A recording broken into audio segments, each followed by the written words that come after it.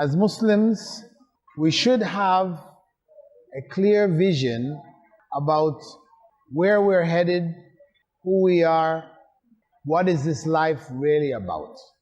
If we don't have a clear vision on this, then our lives will be haphazard, our lives will be chaotic. We'll be doing a lot of things we shouldn't be doing, going a lot of places we shouldn't be going, a clouded, confused future.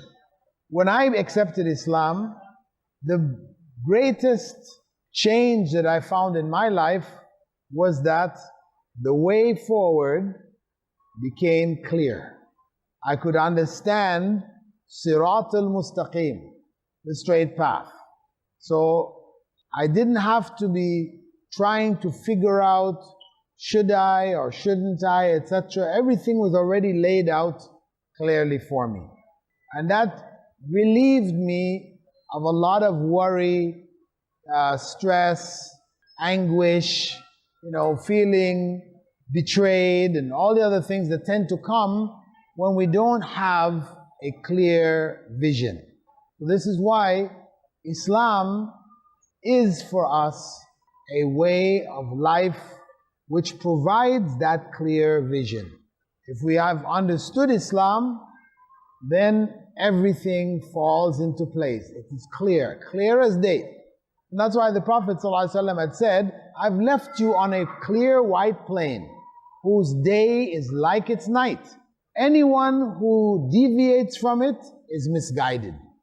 It's a clear plain, a clear road, a clear direction, with a clear goal at the end.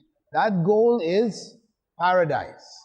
If we're clear on the goal, we're clear on the vision, then we should be doing things which are going to help us to get to that goal. If we're not, then we need to stop those things.